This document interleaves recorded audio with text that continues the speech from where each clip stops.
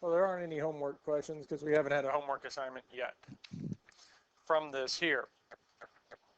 Now, what we're looking at today is actually performing the transformations of a quadratic function, moving it up, down, left, right, horizontal stretch or shrink, or vertical stretch or shrink, as well as the reflections across the x or y axis. Now, the vertex is h comma k. Our h comma k values will give us the vertex of the parabola. It's where its lowest or maximum point is, the top or bottom of the parabola.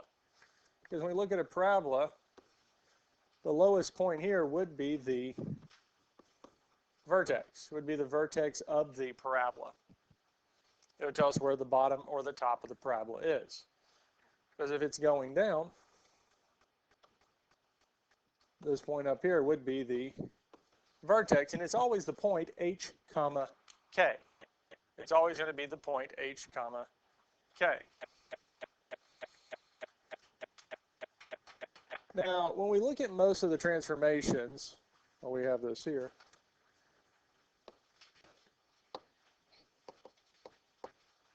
When we apply the transformations, really we're going to stick with what we had before. Y is equal to f of x plus k is our up or down. Y is equal to f of x minus h is our left or right. Y is equal to a f of x is our vertical stretch or shrink. Y is equal to f of a times x is our horizontal stretch or shrink. Y is equal to negative f of x is our reflection.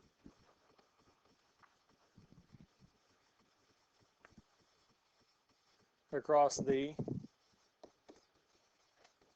x-axis, and lastly y is equal to f of negative x is our reflection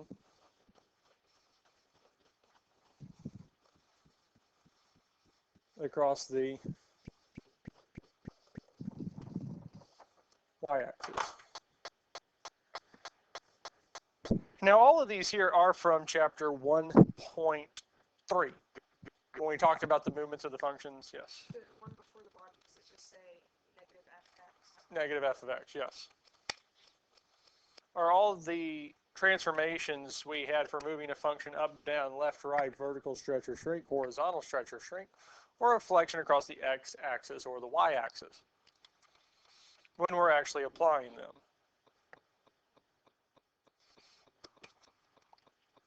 Now these are great to use, especially when the motions affect each other, as we saw in last chapter, because if I have a movement up or down followed by a vertical stretch or shrink, it will change what the function looks like. And it's the same thing is true with our left and right horizontal translations.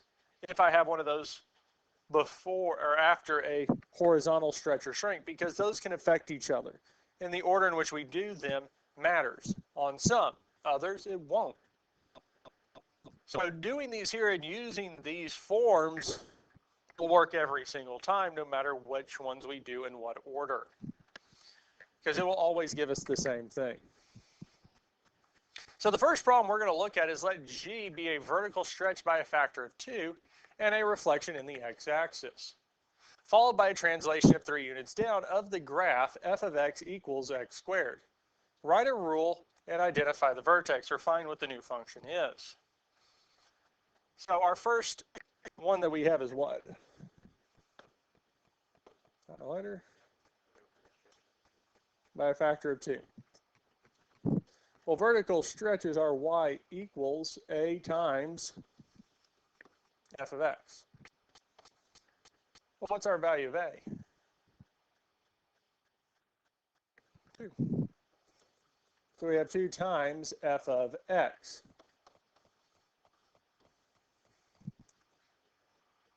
Now, what is our function f of x?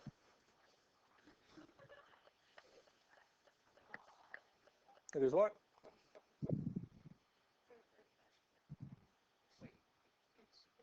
X squared. F of x is just x squared. So we replace f of x with x squared. Now we can multiply, which gives us 2x squared. Okay. So we did the first part. We've applied a vertical stretch by a factor of 2. Now I'm just going to call it h of x in the meantime. Because our final function, we're going to call it g of x, yes? So we applied the first part. Now, what was the next part? Reflection across the x-axis. Now, our reflection across the x-axis is y equals negative f of x. Oh, do we have f of x anymore? No, we're talking about h of x, yes? Well, what is h of x? 2x squared. So what do we need to do? We need to multiply the 2x squared by the negative. We need to multiply those together, which gives us negative 2x squared. Well, we still have one more transformation, yes? So what do we want to call this here? Just give me a letter. P. We can call it P of x. It really doesn't matter. We just need to give it a name so we know what we're talking about.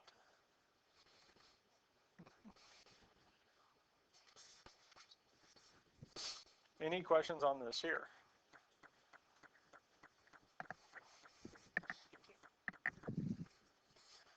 Well, what's our last transformation?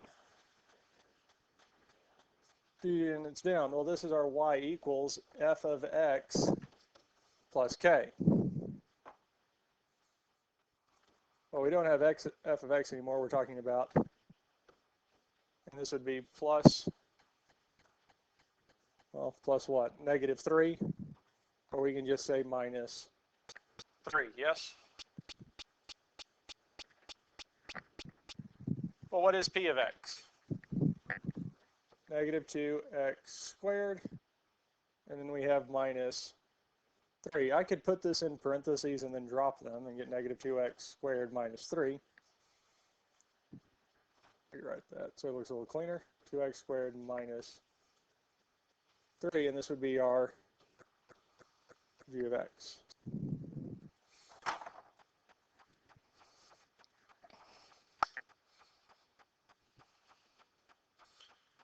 Questions on this here?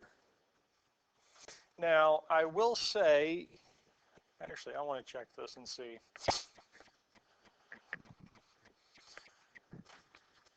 What the textbook.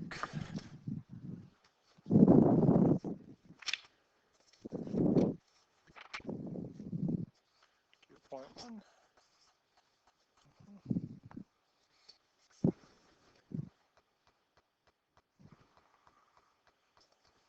Information.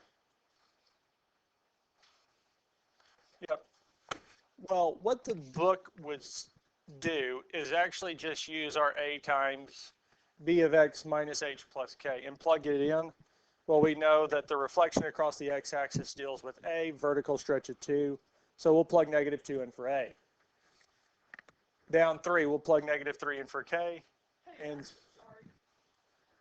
so I will erase this here. What they're going to say is g of x equals a parentheses bx minus h squared plus k. Well, we say that this would be our negative 2. We just have x minus 0 squared minus 3. So negative 2x squared minus 3 is how this would work. Now, this does work as long as, I wouldn't write this down. I wouldn't do it this way. Because if you think about from last chapter, from 1.3 where I showed you we did a horizontal or a vertical translation of 2 units up, followed by a vertical stretch of 2. Well, that affected our translation up and down, yes? Or if I did the vertical stretch and then the movement up, I got a completely different function, yes? Because those interact with each other. Here, the vertical stretch of 2 and a reflection doesn't affect the -3 at all.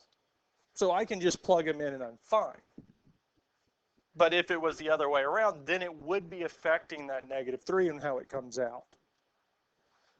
I like doing it this way here because no matter the order that we do each transformation, I will get the correct function. I don't have to make sure that the vertical stretch and shrink is not affecting the vertical translation, or the vertical translation is affecting everything else. How is it working together? So this method here works. This here, we have to make sure that the reflection and the vertical stretch, or the horizontal stretch and shrink and the reflections, are not affecting every other part in the order in which they occur. Because again, if we translated first before we stretched it, it would give us a completely different function. Let's see here. Because if I did 3 units down first, y is equal to our f of x plus k. That'd be our f of x minus 3, yes? Well, f of x is, we'd have x squared minus 3. I'll call this h of x. Then we'll do the vertical stretch of 2. Well, that's our y equals a of f of x, yes? Well, it's going to be really 2 times h of x. Well, that's 2 times x squared minus 3. So I have 2x squared minus 6. Well, already we can see this is a completely different function because the one we finished with before was minus 3. Now it's minus 6. But I still haven't applied the reflection across the x-axis, which is our y equals negative f of x, or for here it'd be negative, bless you, p of x. That would be negative times 2x squared minus 6. If I distribute the negative, we get negative 2x squared. Well, that's the same as the other one, yes? But negative and a negative would give us plus 6. Well, that just completely changed our vertical translation up and down, yes? So the order in which these occur does matter. But if it's done like this here, how they have it set up, it will not affect the overall function. But I don't like that way for one main reason. I don't think it's fair to y'all to see a way that works in this specific case. Because if it's set up like this way, it works, it's fine, but as we saw, if we change it, it doesn't work. Well, then we have to learn a new way to do it that way. But if we take it like this here, one of these at a time, we'll get to the right function, no matter how the order of the transformations is set up. Okay? Now, some will argue that you're really just seeing where do the plots hold up. Where's the horizontal stretch and shrink located? Where's the vertical stretch and shrink located? Where's the left and right movement located?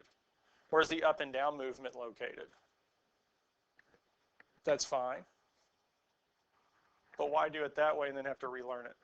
So let's learn it the way that it works for all cases the first time around, then having to re-go back. Now, the last thing we need to do is identify the vertex.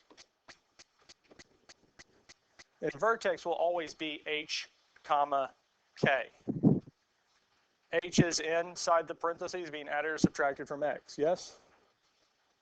Do I have a number inside parentheses being added or subtracted from the x? No, so the value of h has to be what? 0. Because 0 is the only number that we, when added or subtracted, will not change the number. K is on the outside, and what is our k value? -3. and that would be our vertex.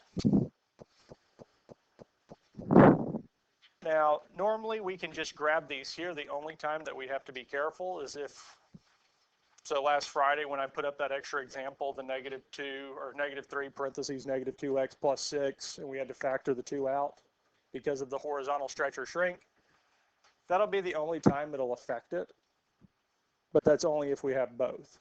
If there's not a number inside parentheses being multiplied by the x, if we don't have that bx and that and the left and right movement, horizontal translation, we don't have to worry about it. But we'll delve more into vertex tomorrow in 2.2. Let's look at this one here. Let the graph of G be a vertical shrink by a factor of 1/2, followed by a translation 2 units up of the graph f of x equals x squared. Write a rule for G and identify the vertex. Vertical shrink. Y equals a f of x. What is our number we're going to plug in for a? 1/2. Because vertical stretch and shrink, it doesn't affect it, or we don't have to do anything to it besides just plug it in. Because it's outside the parentheses, it's exactly what we think it's going to be, so it's just 1/2. Now, what is the function f of x? X squared. So we can multiply these together and get 1/2 x squared. And I'll just call it h of x.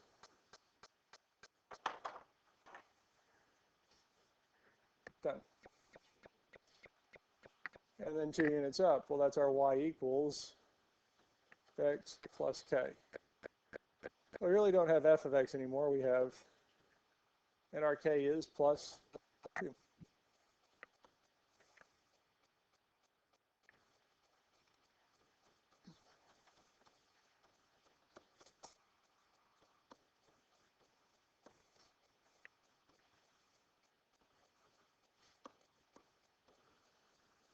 And that's it after both transformations. And that would be the rule.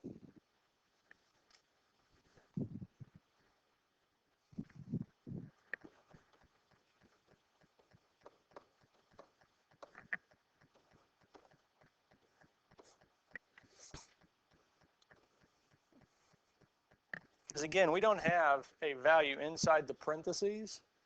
We don't have any parentheses at all. So we do not have a horizontal movement left or right. Now, I think I said this already, but f of x equals x squared. The parent function, if we remember the graphs from Friday in that note sheet, the bottom point was always at the origin. It was always at 0, 0. So the vertex of f of x equals x squared is 0, 0. Well, how did we move the overall function left or right? Well, we didn't, right? So the x value will still say 0. But we did move it vertically up 2. So the vertex goes from 0, 0 to 0, 2. That's all we changed it. The last one went from 0, 0 to 0, -3 because we moved it down 3. Let's look at the last one. Now there are 1, 2, 3 transformations. Now the first one is a horizontal shrink by a factor of 1/3.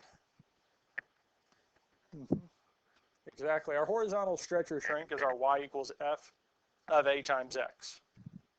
Now it tells us it's a factor of 1/3, which means I plug 3 into the function. I plug 3 into the function because we have to flip it. So 1/3 becomes 3.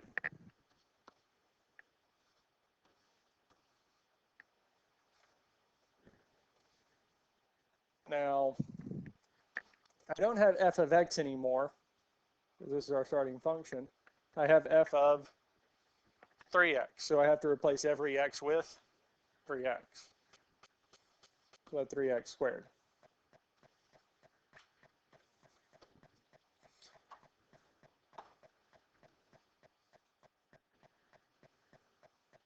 Now at this point here, we can leave it as this point here and call this h of x,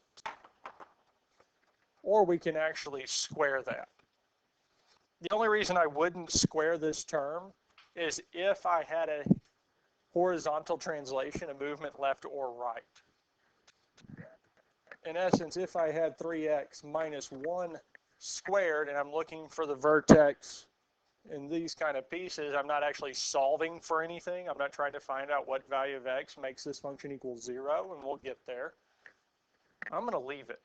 Because if I tried to simplify this, because really it's saying 3x minus 1, then I would get a quadratic, but I would lose that value of h. So it is perfectly fine leaving it as 3x squared. If I simplified it, well, 3 squared would be 9, and we'd have 9x squared. But if I wanted to multiply it, I can.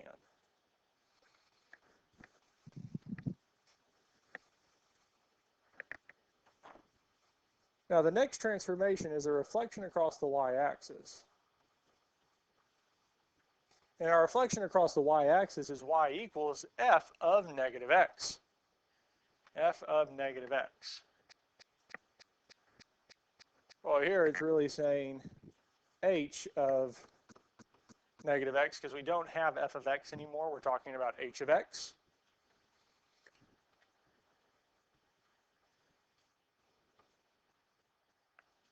Well, h of x was 3x in parentheses squared.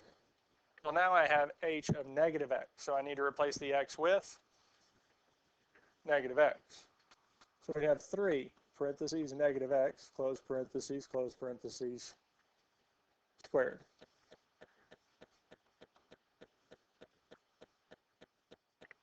Well, 3 times negative x would be what? 3x, close parentheses, squared.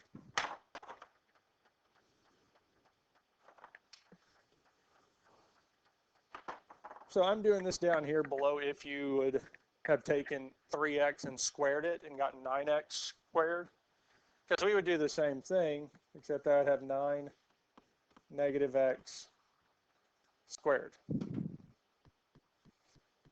I could square negative x squared and just get x squared, because negative x times negative x, a negative and a negative make a positive, and we just have x squared. And again, we can do this just the same reason we have 3x. We don't have that left and right movement that would affect it.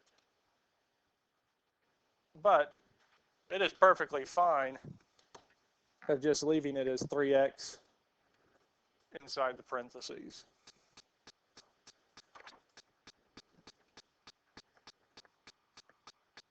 And the last but not least is 2 units. Y equals f of x plus k. Well, here, I think we said p of x before. We'll call it again. We're saying that we have p of x plus 2, because it's going to be positive 2 since we're moving it up 2. Now, our p of x is what? Parentheses, negative 3x squared, and we have plus 2. And that would be our g of x.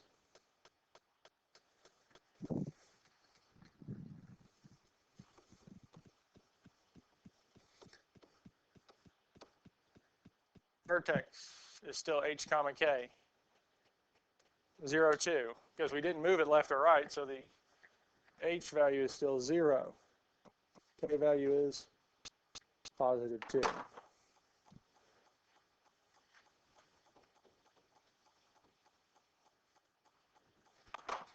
Now for our 9x squared, if we added 2 to it, moved it up 2, it'd be 9x squared plus 2. Any questions on this here? Okay.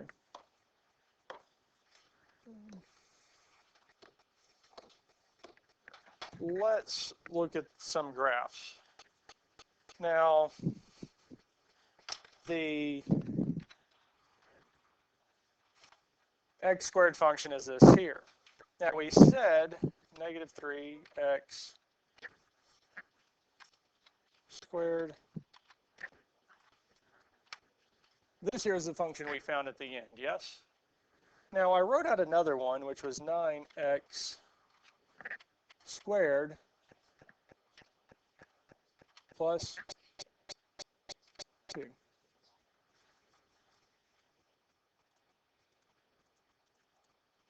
Those are the exact same function, yes? So it does give us the same exact thing. So that's why that kind of works there. It does work out. And really, if we wanted to check it, we can always graph it. Desmos is a good graphing calculator to use if you don't have one at home. So I just kind of wanted to show you all that there.